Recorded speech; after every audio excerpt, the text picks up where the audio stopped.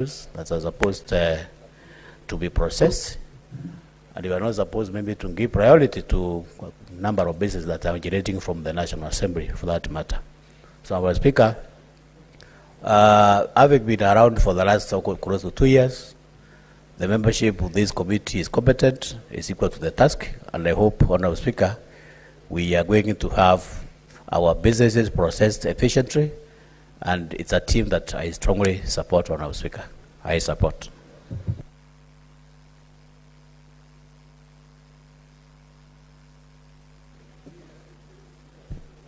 Senator Edwin Sifuna. Honourable Speaker, I thank you for the opportunity to also contribute. First, let me say that I have been privileged, Honourable Speaker, to serve on the SBC for 2 consecutive sessions.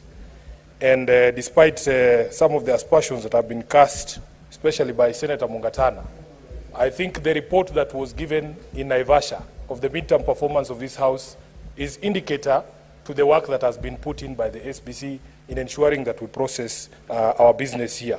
So, Honourable Speaker, I felt as part of the leadership of the majority coalition that we now need to give opportunity to other people to also experience this Senate Business Committee. And in fact, when members talk about that anxiety about the speed with which some of the business is moving, especially bills in this House, I don't think from our side there is somebody who is more passionate about the speed at which business is moving than Senator Crystal Asige. So I am hoping that with her in that committee, she will ensure that that which she has wished to see now happens under her guidance. Honourable Speaker, there is another issue that I need to raise as a leader in the House on the question of the speed with which we process bills here. It is also a question of dedication and quorum, presence of members on this floor. I remember at those meetings of the SBC, we have struggled, and the whips especially have felt the weight. Honourable Speaker, when you look at an order paper has almost 30 bills and they keep recurring week after week. Honourable Speaker, we want to ask members that this last 2 years of the life of this Senate, people appear to process those bills, and especially the sponsors of the bills.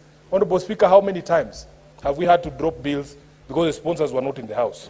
So I also want to urge that whereas SBC can prioritize that business, we need the sponsors of the bills to be here, Honourable Speaker. Finally, Honourable Speaker, there's a matter that has been raised here, and I'm sure you've said you're going to give guidance, but also as members of the House and the leadership, we can also guide. Mr. Speaker, the Constitution is very elaborate. It's very elaborate. You will see it starts out by defining what Parliament is, then separating the roles of the Senate and the National Assembly. Honourable Speaker, it goes to be specific enough as to the roles of each of those houses, the matters that can be processed there, and the matters that cannot be processed there. On the question of which party is a majority party, there is absolutely no mention throughout the entire document of the Constitution of the Senate. In my view, it means that the leadership or the designation of a majority party is set in the National Assembly. And I will tell you why I think that, Honourable Speaker. Because it would be very absurd, Honourable Speaker, as SG of ODM, for my party to be the majority down there, and I'm in a minority here. Honourable Speaker, sometimes when you get communications from these coalitions, for instance, our membership of the PSC, there is only one person who writes those letters to you, and that is the Secretary General of Azimio. Honourable Speaker, would he write there in the National Assembly, he writes as a leader of a majority party, and here he writes as a leader of a minority party? These are some of the absurdities that I think would arise if we would not follow the designation. And by the way, Honourable Speaker, I want to be very clear that we in the majority coalition are going to ensure we enforce that court order, because we are believers in the rule of law. Once a court has pronounced itself, Senator Khalwale, you look for another seat. You don't insist on the one that you'll be told is not your seat. So therefore, Honourable Speaker, you cannot tell us, a member of the Senate cannot stand here and say, oh, the courts are out there and we are here.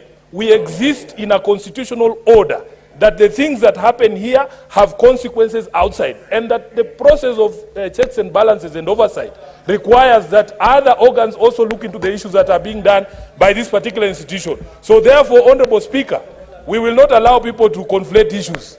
If Azimio is a majority party in the National Assembly, it follows that we are the majority in this House. I thank you, Honourable Speaker. Senator Mungatana. Just a minute, Senator Mungatana. Senator Mungatana, just a minute. You know, in the 8th, 9th Parliament, you used to stand and wave to get to catch the speaker's eye. Now we went digital. You can just press intervention and I'll see. But what is your point of honor?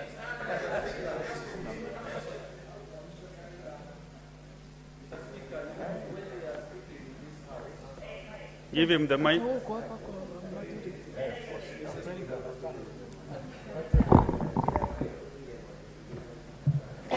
Mr. Speaker, when we are addressing the nation from the floor of this House, we must bear in mind that we take responsibility for the statements that we make. Surely, Mr. Speaker, can it be true that what is pronounced as the leadership arrangement in the National Assembly should automatically hold for the Senate? Mr. Speaker, that cannot be true.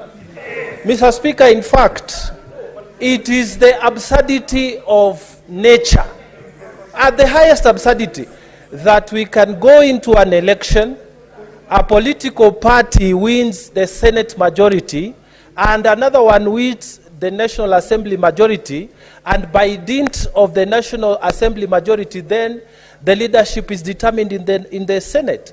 This is what my learned friend, Mr. Sifuna, is saying.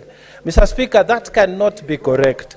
That is not right, and Kenyans listening to us must know that that is not the correct position. Mr. Speaker, that cannot be right. Mr. Speaker, I wish to be heard, Mr. Speaker. Mr. Speaker, can I be protected? Mr. Speaker, can I be protected? Senator Mungatana. Yes. Your point of order is okay, has been captured. Yes. Let Senator Sifuna conclude his contribution. I don't know what exactly is out of order. I made a statement of fact that if you turn this constitution page to page, there is no place where it talks about designation of the majority party anywhere other than in the National Assembly. That is Article 108. That is a fact. If Senator Mungatana has another copy of the Constitution, maybe in his native Pokomo language, he can show us where it speaks about designation of a majority party in the Senate. Senator Milanj Abdulrahman.